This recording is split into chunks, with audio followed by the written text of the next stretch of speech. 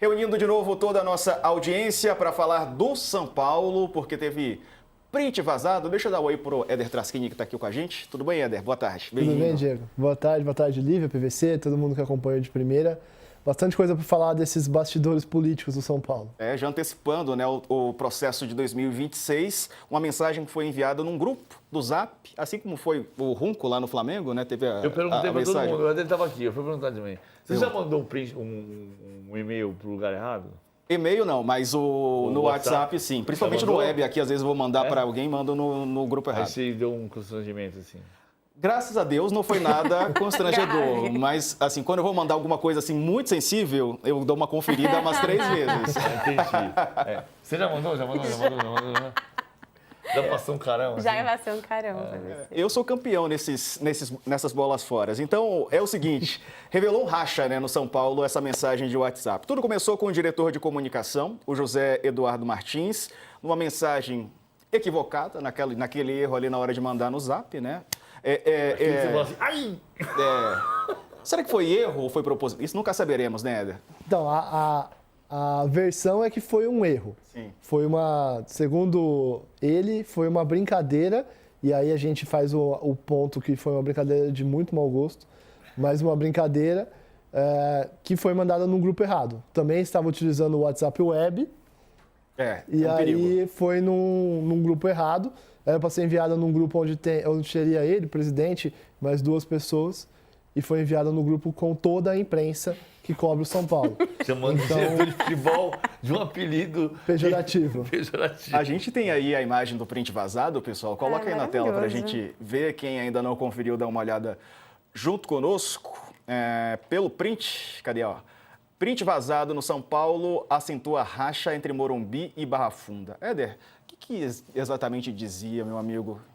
O print falava que vou vazar, abre aspas, vou vazar que o Boca seria o apelido pejorativo do diretor de futebol, Carlos Belmonte, tentou emprestar o Henrique, que é o jogador, o ponta que entrou bem, de graça, e o presidente vetou. Então essa foi, segundo o Zé Eduardo Martins, uma brincadeira, coisa que os apoiadores do Belmonte não acreditam que tenha sido uma brincadeira, e também se foi uma brincadeira que teria sido de péssimo mau gosto. E isso revelou um racha, assim, que a gente já vem acompanhando, um bastidor muito rachado entre o que a gente chama de Morumbi e o que a gente chama de Barra Funda, que hoje nenhum dos dois mais é esse nome, né? É o Morumbis e o Super CT. Nenhum dos dois é Morumbis e Barra Funda. Mas, enfim, o pessoal... Porque, para quem não conhece, no Morumbi... O Morumbis fica no bairro do Morumbi. E o Super CT fica no bairro da Barra Funda. Exatamente. Agora tudo é name rights, né, PVC? E aí o Morumbi é onde trabalha a diretoria do São Paulo, toda ela, exceto a de futebol. A de futebol trabalha no CT da Barra Funda, hoje Super CT. E então existem ideias conflitantes entre as duas frentes, as duas diretorias. Basicamente, o pessoal do Morumbi quer o superávit de qualquer jeito, quer diminuir o orçamento, diminuir gastos de qualquer forma para conseguir fechar o ano num superávit, e o pessoal da Barra Funda, do Super CT, quer conseguir um desempenho esportivo ali do departamento de futebol. E aí isso muitas vezes entra em conflito, porque para conseguir um desempenho esportivo, você precisa gastar, contratar um reforço, e você precisa de dinheiro para isso, e aí você entra em conflito com quem quer, de qualquer forma, conseguir um superávit. Então é esse o ponto que começou a rachar e foi cada vez mais rachando. E aí o principal componente disso hoje é uma antecipação da eleição. Por quê? O São Paulo tem eleição no final de 2026. E aí como é que funciona para votar? Não é um voto aberto, é voto só dos conselheiros do São Paulo, né? Não é público. Então, quem decide o próximo presidente do São Paulo são os próprios conselheiros do São Paulo. Então, é muito um jogo político ali para entender quem vai ser o próximo candidato, porque o Casares já foi reeleito, ele não pode sair de novo para a reeleição. Então ele vai ter que indicar alguém. O Belmonte, ele perde espaço? O Belmonte seria, há muito tempo, vem sendo falado como o sucessor natural do Casares. Mas diante desse desentendimento, algumas pessoas passaram a não querer o Belmonte como o sucessor do Casares. Passou a perder força entre os apoiadores do Casares e surge um novo nome, que é o do Márcio Carlo Magno, que é o superintendente do São Paulo hoje, surge como possível candidato do lado do Casares. Isso não cai bem para o lado do Belmonte, para o lado dos apoiadores do Belmonte. né? Porque o Conselho de São Paulo é dividido em várias frentes, né? Vários partidos políticos, como passou a se chamar ali dentro. Chegou a ter 13 partidos políticos. Né? Exato. Então, todos os partidinhos. O Corinthians também está repartido assim. É isso.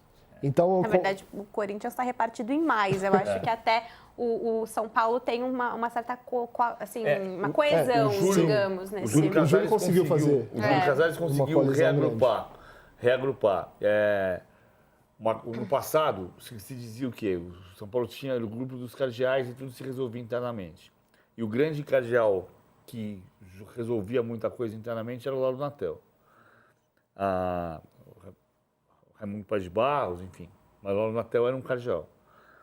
Depois disso, nos anos 80, Antônio Leme Nunes Galvão, que foi presidente em 78 a 82, o Galvão passou a ser grande eminência parda.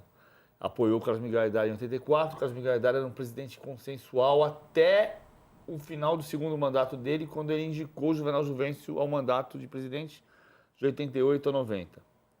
Quando ele indicou o Juvenal, o Galvão rachou. E o Galvão passou a ser a grande eminência parda e o Galvão fez, sem voltar a ser presidente, ele liderou o grupo no Conselho, o Éder conhece bem essa história, a eleição era do Conselho e o Conselho elegeu o presidente. A eleição de 90 foi Galvão contra Juvenal. O Galvão ganhou a eleição e disse, eu não vou ser presidente, vai ser Zé Eduardo Mesquita Pimenta. Aí o Pimenta foi presidente por 2 mandatos e o Galvão fez todos os presidentes. Mesquita Pimenta, 2 mandatos, Fernando Casal del Rey, 2 mandatos, Bastos Neto, 1 mandato, Paulo Amaral, 1 mandato, e então o Galvão morreu em 2001. E na eleição seguinte, o grupo do Galvão perdeu a eleição para o grupo do Juvenal, que era Marcelo Portugal Gouveia. E Marcelo Portugal Gouveia por 2 mandatos, e aí Juvenal. Porque o Juvenal herdou do Laudo Natel, que foi o pai político do Juvenal, essa liderança, esse fato de ser a eminência parda, que era o Galvão na oposição ao Juvenal.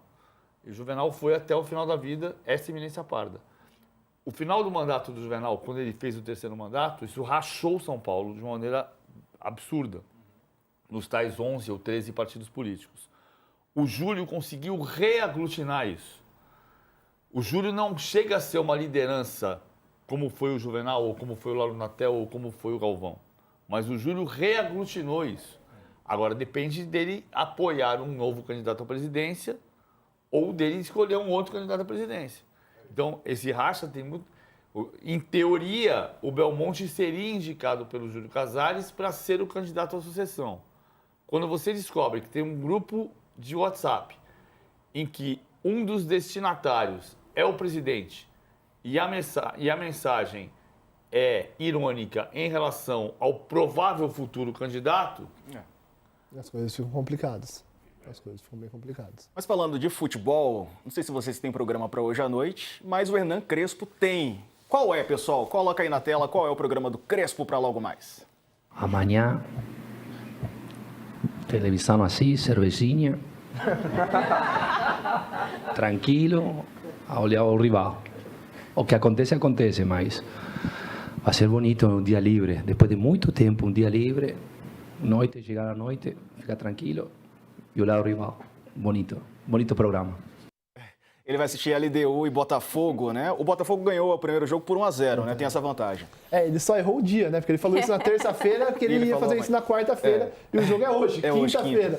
Então ele errou, então vai ter que tomar 2 cervejas, não uma cerveja só. Inclusive eu até falei aqui no de primeira ontem que ele liberou uma cerveja para o elenco depois do jogo por ter classificado. Então falou, podemos tomar uma cerveja cada uma cerveja para assistir Botafogo e LDU. O problema é quem consegue parar na primeira, né? Eu, infelizmente, não tenho esse controle. Ô, PVC, e aí? Botafogo e LDU?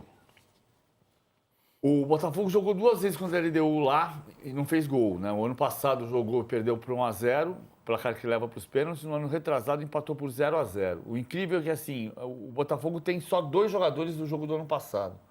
Só o Marlon Freitas e o Alexandre Barbosa. Do time inteiro do ano passado que jogou em Quito, só 2 jogadores vão se repetir.